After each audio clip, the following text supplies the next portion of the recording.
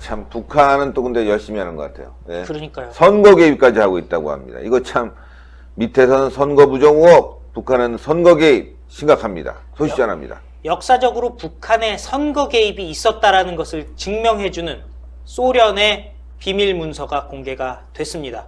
1959년 간첩 혐의로 사형당했으나 2011년 대법원의 재심 판결에서 무죄를 선고받은 전 진보당 당수 조봉암이 김일성에게 대선 출마 여부를 타진할 정도로 북한과 가까운 사이였다는 기록이 공개가 됐습니다. 김일성의 발언이 기록된 구소련 외교 문서를 러시아 연방 국가문서 보관소에서 발견한 사람은 표토르 제르치즈스키라고 해서요, 한국명 이휘성 씨인데요, 국민대의 선임연구원으로 있습니다. 1968년 9월 당시 조선노동당 총비서이자 내각 수상이었던 김일성이 북한을 방문한 드미트리 폴리안스키 소련 공산당 정치국원 겸 내각 부의장에게요, 1956년 남한 대선에 개입했다고 밝힌 소련 외교 문서가 발견이 됐습니다.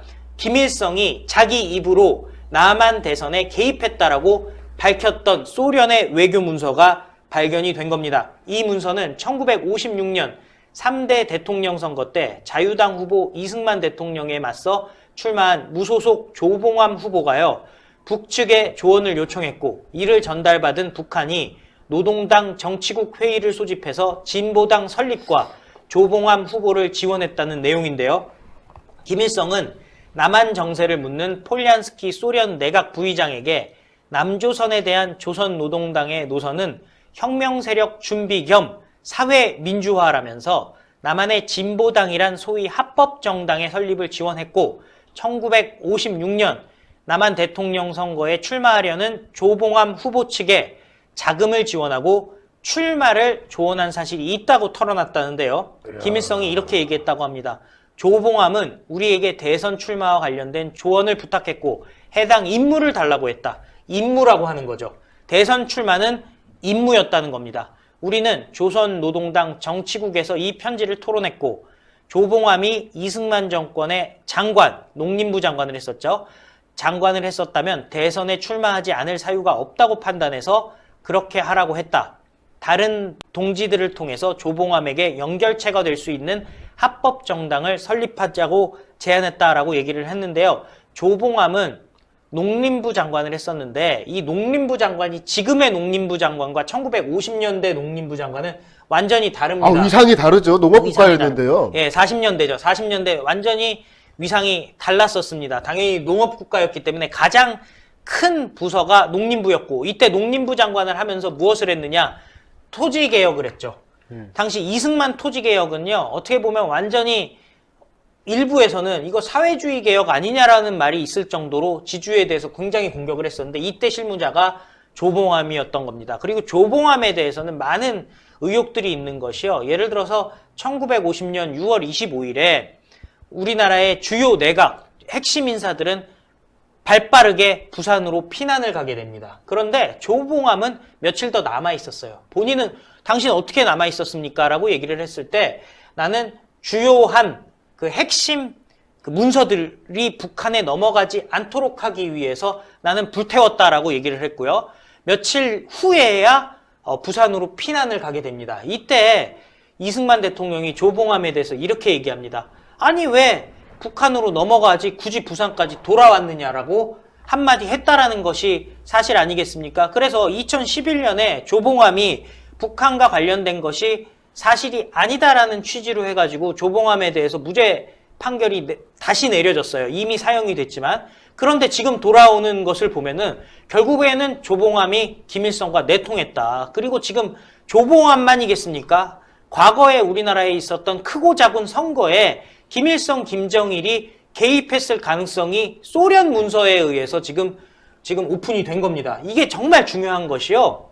지금 우리는 오히려 판결을 통해서 당시에는 조봉암이 간첩 행위를 했다라는 것이 드러났기 때문에 사형을 한 것인데, 지금 지나고 나니까 최근에 들어서 민주화 바람 내지는 문바들이 설치면서 이 사람에 대해서 사실상 무죄다라고 얘기를 했었는데, 오히려 소련 문서에서 김일성과 내통했다는 것이 드러났습니다. 그렇다면은 지난 70년간 대한민국의 역사에서 선거에 북한이 얼마나 개입했었는지, 그리고 개입했었다면 그것이 간첩이고 도대체 누가 간첩 행위를 했었던 것인지 이제는 덮을 것이 아니라, 그리고 오히려 민주화 유공자로 이 사람들에게 박수 쳐줄 것이 아니라 진실을 밝혀야 될 때가 된 것이 아닌가 하는 생각이 들 수밖에 없는 상황입니다. 진짜 충격적이에요. 저 지금 솔직히 말해서 지금 저도 이제 다음 보도를 지금 준비한 상황이었는데 머리가 지금 멍해지려고 해요. 왜냐면은 조봉암은 근현대사, 지금은 이제 과목이 바뀌었습니다만 제가 다닐 때는 그 고등학교 수업 과목 중에 근현대사라는 과목이 있었거든요. 이제 개화기 이후에 이제 대한민국 역사를 이제 다루는 그런 내용이었는데, 이 조봉암 같은 경우는 이제 언급되는 길을 그 진보당 사건이라고 해가지고 1958년에 진보당 사건이라 해서 처형이 됐어요, 조봉암이. 근데 간첩 혐의로. 간첩으로 해서 처형이 된 건데, 이거를 교과서의 문맥도 그렇고 그 좌편향된 교사들이 이걸 어떤 식으로 가르치냐면요. 물론 저는 그렇게 안 배웠어요. 왜냐면 저는 담임 선생님이 근현대사였기 때문에 뭐 그런 식의 내용을 안 배웠지만은, 심각하게 가르치는 사람들 어떻게 가르치냐면요. 이승만 자유당 정권의 권력욕에 의해서 반대파를 수청한 것이다. 탄압이다. 억울한 누명을 쓰고 사형을 당한 것으로 몰아가는 것이 한국 사회 분위기입니다. 오동규 기자가 잘 지적을 네. 해줬어요, 지금. 근데 그 조봉암, 정치적으로 숙청당한 존재다. 반대파라서 숙청당했다. 라고 말했던 그 사람이 이번에 소련 문서에서 김일성과 연락을 주고받는 그런 정도의 관계였다는 거. 북한 간첩 맞았네. 그런데 이런 사람이 이 시절에 농림부 장관을 하고 국회 부의장 됐다는 거 아니에요. 야, 이 희대의 인물. 근데 이 사람에 대해서 2011년에, 물론 이제 이 문서가 나오기 전이었으니까 2011년에 아마 대법원에서 무죄 처리했을 거예요. 억울하게 준 거라고. 근데 지금 야, 이거 판결을 다시 번복해야 되는 거 아닙니까? 아니, 이게 사실 심각한 게 하나를 말씀을 드릴게요. 2011년도에 복권이 됐는데, 이게 심각한 게 뭐냐. 대법원 전원합의체에서 국가 변란과 간첩 혐의에 대해서 전원일치로 무죄가 돼서 복권이 된 거예요. 즉, 이 이야기가 무엇이겠습니까? 조봉암이 같은 경우가 소련의 비밀문서가 공개됨으로써 인해서 사실상 간첩 행위를 했다는 것이 명백히 드러난 것 아니겠습니까? 김일성에게 자금 지원도 받고, 김일성에게 대선 출마에 대해서 정치적인 조언도 받고, 내가 어떤 일을 하면 되겠느냐고 사실상 지시까지 요청한 바가 있지 않겠습니까?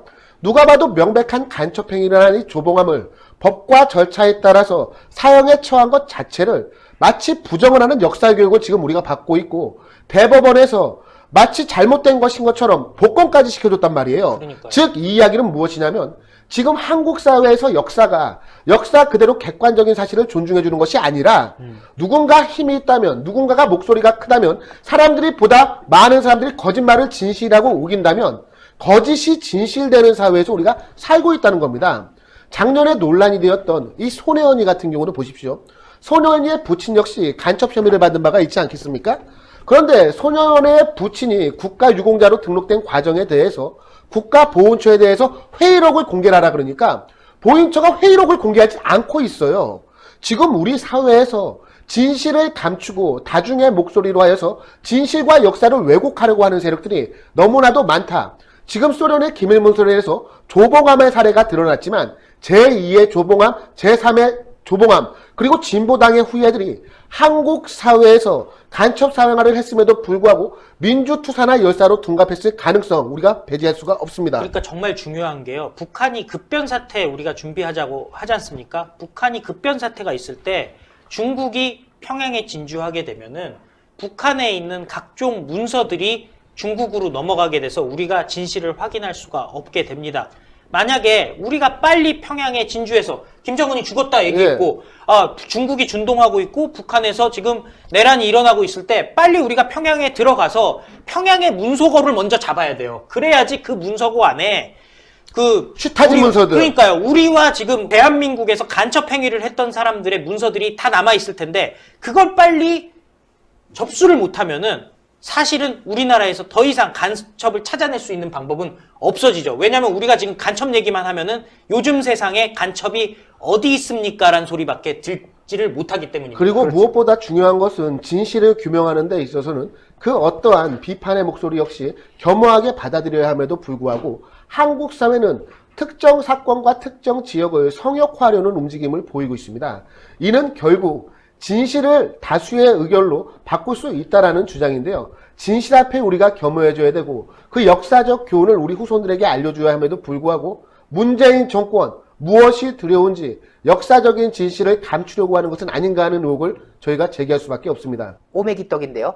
제주도에서 만들어집니다. 이거 뭐 서울에서 만들고 그런 거 아니에요. 요새는 못하고 있지만은 지난날 광화문 집회 때 매주마다 제주도에서 비행기를 타고 오신 애국자분께서 만드시는 오메기떡입니다. 제주도 현지에서 만들고 있는데요. 떡, 뭐 꿀떡, 인절미 이런 크기가 아닙니다. 그래도 나름 큼직한 사이즈고요. 안에 팥소가 또 잘 들어있어요. 그래가지고 달달하게 즐기실 수도 있고요. 콩가루 묻힌 것도 있고요. 또 깻가루 묻힌 것도 있고요. 견과류 묻힌 것도 있고 다양하게 이제 포장이 개별 포장되어 있는데요. 너무나도 훌륭하게 알차게 구성되어 있습니다. 오메기떡은요. 냉동 보관하셔야 돼요. 수분기가 좀 있기 때문에 상온에 두시면 금방 상합니다. 여러분들 받으시면은 아이스 포장이 돼서 오거든요. 그거를 냉동으로 보관하셨다가 먹기 한 30분 전쯤에 꺼내 두시면요. 시원하게 여러분들 떡을 즐기실 수가 있습니다. 간단한 한 끼 식사로도 좋고요. 또 간식으로도 훌륭한 제주 오메기떡 064-722-5579인데요. 가격도 훌륭합니다. 50개에 35,000원. 이거 저렴합니다. 제주도에서요. 오메기떡 낱개로 사려고 하면요. 1,200원, 1,500원 막 이래요. 그런데 저희 신의 한수에서는요. 50개에 35,000원에 구성하고 있다. 굉장히 훌륭한 구조이고요. 여기에 신의 한수 로고가 박힌 장바구니가 덤으로 제공됩니다. 내구성도 굉장히 좋고 물건도 많이 들어갑니다. 굉장히 훌륭한 신의 한수 로고가 박힌 이 장바구니가 덤으로 증정되니까요. 064-722-5579로 떡 혹시 관심 있으신 분들 전화 주셔가지고요. 많은 분들께서 드시고 또 좋은 경험을 함께 공유하셨으면 좋을 것 같습니다. 신의 한수의 구독, 좋아요, 알림 방법입니다. 보실 영상을 눌러주세요. 아래의 구독 버튼을 눌러주세요. 그럼 종 모양이 나옵니다. 그 종 모양을 눌러주시면 신의 한수의 새로운 영상들이 알림이 울립니다. 그리고 엄지척 좋아요 버튼을 눌러주세요. 여러분의 구독, 좋아요 버튼은 신의 한수에 큰 힘이 됩니다. 댓글로 여러분의 많은 의견도 듣고 있습니다. 응원의 댓글도 부탁드립니다.